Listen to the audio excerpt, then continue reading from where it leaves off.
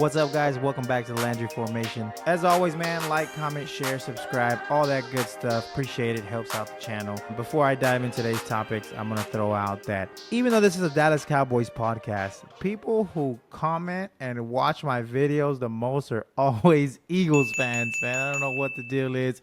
Eagles suck. Eagles fans suck. The color green sucks. You know, whatever, man. I appreciate y'all watching my channel. Your team sucks, though. Let's keep going. Good. All right. So today's topics. Bada bing, bada boom. I'm going to do a couple things here. Let's put the board up here. Let's play a game called What Does That Mean? Obviously, we had the preseason game against the Rams. We saw a bunch of plays, different things play out, players in different positions. So I'm just going to pull them up on the screen and see like, hey, what does that mean? What could it mean? Right. Then after that, I'm going to do, I think everybody in overall for the preseason, it's preseason week 1. I think people need to relax, man. Too much hype and too much, ready to throw away the whole season. I think everybody needs to relax. So I'm going to talk about a couple scenarios. I'm going to look at top performers from the game yesterday. Maybe somebody to watch, somebody that could steal a roster spot. And then some guys that are struggling should at least keep an eye on it, right? Because it is preseason week 1, but hell, they only got 2 more before we got to go live against them Dirty Bird Eagles, okay? First things first, Jalen Tolbert is returning punts. What does it mean? I think it means he's not performing well enough to be wide receiver 3 or wide receiver 4. I think he's far down in the depth chart, 5 or 6. I think the coaches are saying, you know what, if you're going to be wide receiver 5 or 6, you're going to have to perform on special teams. Right? That's my thought. They're just trying to see, can he do a little bit extra? I made a video a couple weeks ago or something where I said Tolbert is not looking that great this offseason. He should have been a lock for wide receiver 3, and I have him about wide receiver 5 or 6. The other thing I think it may mean, maybe it doesn't have so much to do with Tolbert, maybe it has a little bit to do with Godwin. So Godwin is your 8 or 9 years now. He's been, she's basically just a special teams ace. Is what they say. I don't think he's good enough anymore. I don't know it's been several years since I thought Godwin was good enough to be on the Dallas Cowboys just for what he does on special teams. There's only 52 spots on a team. Remember, you already have Turpin that's returning these punts, so he's not even doing that. He's more of a coverage guy. I think it's time. I think it's time you get rid of Godwin. Everybody always says that the Cowboys are top heavy. Our roster is very top heavy. We give 5 or 6 guys all the money, and then there's some guys right behind them that really need to perform. Well, I just don't think we have enough money or space on our team to give somebody like Godwin that opportunity anymore. So it may be a stretch, but I'm just saying it could be a signal that Godwin is on his way out, which I would approve, by the way. Okay, next. Milton did struggle. Okay, so Milton struggled yesterday for the first 2.5 some odd quarters. He tightened it up a little bit, started doing a lot better, threw a couple touchdowns. But during one of them, when he injured his elbow, I think it was his elbow, Will Grier comes in and immediately scores a touchdown, right?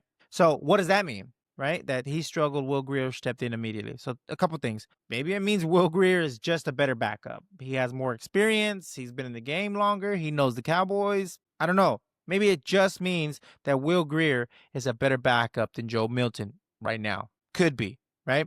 But we did invest a draft pick. We did trade for Milton, right? So we are already invested in this guy. We're not just going to throw him into QB3 and have a damn Trey Lance thing all over again. We got to give him a shot. The other thing is, this guy's got huge upside, huge potential. Maybe they do see like, you know what? We got to put some resources into this guy. We got to get some extra coaching.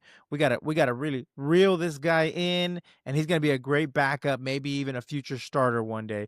That's what you want, by the way. You want him to be so good, somebody comes and gives you draft picks for him. Just going to throw that out there. So that's my thought as far as Will Grier coming in, being better. Maybe he is the better player, but there's more potential with Joe. So threw that out there. All right, next one. Malik comes in, Malik Davis. We brought him in on Friday evening, and he started the game Saturday afternoon, okay? So Malik comes off the bench, and he's the best running back we have. All right, so number one, calm down. Everybody calm down. Malik Davis, we cut him last year, right? And he came back with 24-hour notice, had 63 yards, and was the leading rusher on the Dallas Cowboys. Yeah, but calm down, dude. His fourth quarter, there's a bunch of scrub. Nobody's out there. I wouldn't put too much weight into a guy that comes in the fourth quarter and does well. Okay. Now, granted, you could look at that both ways. He did come in off the bench and he did immediately do well. Maybe he does got something because you know what? He did have some juice. He did look sharp. Maybe he knows a little bit and he was ready to jump in. He's a veteran. He's played for us before. So there's a lot of upside to Malik Davis. All I'm saying is relax. Javonte Williams, Sanders, Blue. None of those guys played. Everybody was out for either, coaches' reasons or injury reasons. Phil Maffa, I really wish Phil Maffa would have done better, man. He got his opportunity. He only got like 30-something, 36 yards, I think. I still love the idea of competition, right? That's Schottenheimer's whole thing. Bring the guy in here. Let him see what he does to this room. Maybe. But don't forget, last year, we were one of the worst running back rooms in the league, and we cut this guy. We're the worst team, and he didn't even cut it to make it on one of the worst teams. And then he comes in here on 24-hour notice and is the best running back. Read that however you want. We didn't have any of our real starters out there, but he was immediately better than the fourth and fifth and sixth guy or whatever the hell. So, I don't know. Mozzie. Again, struggled again, and he only played a few snaps. All right, this could mean two things because your starters are either not playing or they're only playing a handful of snaps. So this either means that Mozzie only got 10 or 15, whatever snaps it was, snap count, because he only got those snaps because the coaches are already saying, look, he's the best defensive tackle we got. We don't need to see him anymore. Pull him. That's going to be our starter, which would be a terrible idea for us. God, I hope that's not the case because Mozzie has had 3 years now. And for him to still be struggling, I think that the second thing, what could it mean? I think it just shows how weak our defensive tackle room is because technically he is your best defensive tackle. Everybody's waiting for the development, for the change, for the growth, and it is not happening. Mozzie Smith only playing a couple snaps, not looking good. I mean, they're not going to cut him. They're not going to cut him because he's a first-round draft pick, so his 4-year contract is guaranteed. They're going to keep him around. I just think it shows how weak the defensive tackle room is. I hope we go out and get some defensive tackles, okay? All right. Now, what I do with the preseason stuff is kind of give you things with a grain of salt. Hey, this is cool, but don't overblow it here. One thing that got on my damn nerves, I couldn't turn on the TV, open ESPN, look at Twitter. I couldn't do anything because apparently the resurrection of Tom Brady in Shedeur Sanders was just everywhere. Every sports reporter, Ryan Clark, I mean, everything you looked at was like, look how amazing Shedeur is. Oh my God, he's the guy. He's the one. He's outstanding. I was just like, what are you talking about, man? Relax. I'm not saying, and don't get it twisted, I'm not saying he sucks and that this is going to blow over. I'm saying relax. It's the preseason. They're so ready. That's it. Crown him. He's the king. Give him Cleveland on a silver platter. What are you talking about, man? The dude just barely started playing. Give him a chance. Give him a chance to see good and see bad. It's preseason football. That's why we're here. But everywhere I went, it was like, that's it. I knew Shedeur was going to be the next best. They're already thinking he's Jaden Daniels. It's like, get out of here, dude. Relax. Let this guy play. You know who else had an outstanding preseason with the Dallas Cowboys last year? Trey Lance. Trey Lance looked outstanding. And I looked at and I compared them. I'll pull it up here. I compared them both. They're not too different. And we didn't crown Trey Lance. He didn't take over the Cowboys. It's just so strange that this Shedeur thing comes and it's everything everywhere all the time. Like, he's got to be tired of it. Give him a chance, dude. Let him play. Just let him play and then let him perform.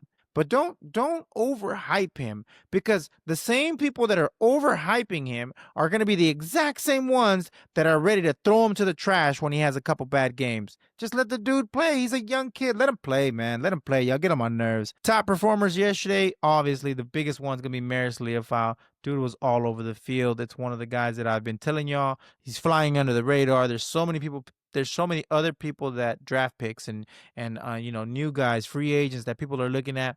You're forgetting about Leofau, and that dude looked really good yesterday. As always, just flying over the field, knocking people over right where he's supposed to be, cutting people off. It's not just about how fast he is. It's also about how smart he is, football smart. and he knows exactly what he needs to do and where he needs to be. And he's fast and he's strong and he executes and he's always in the right place. And it's not by chance, it's because he's a really good football player. Zion Childress, for the about 2 or 3 weeks now, I've been hearing a lot about him, and then he performed very well yesterday. So another guy to keep your eyes on, because Childress can be one of those, cornerback 5 or 6 for you, because we need some cornerback depth. We need cornerback help. But Zion Childress looked really good yesterday. Had a really good tackle for a loss and did a couple other really good things. So one guy to just keep your eye on him. Let's see how he performs week 2, preseason week 2.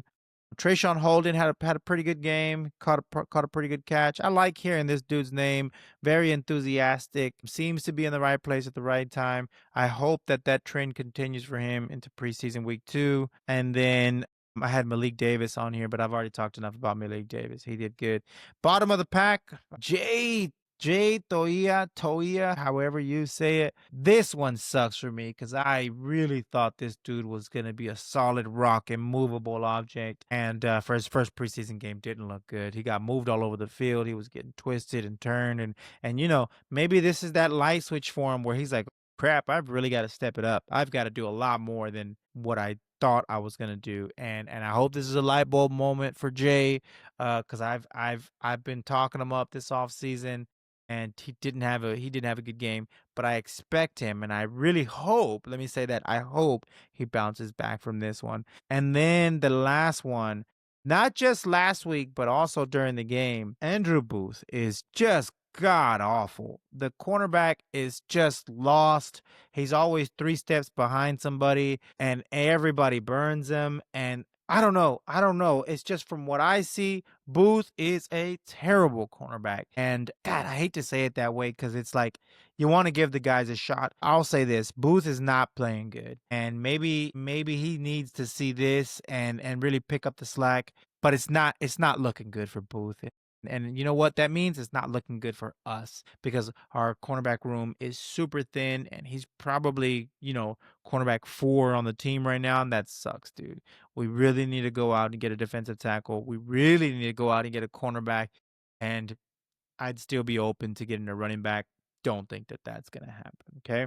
All right. So that's it for today, man. As always, I appreciate you guys hanging out with the Landry Formation. We do hope that you're already subscribed, but if you're not, do that now. Follow us on all the platforms. Give us comments, talk crap. It's all good. I appreciate it. We got another preseason game this week, a couple more practices, another practice on Tuesday, so stay tuned for that. No Micah Parsons contract update, but, well, don't hold your breath, man. It's Jerry Jones. We'll see what's up with that. Appreciate you guys for tuning in. Come back next week. We'll have some more stuff for you. Peace.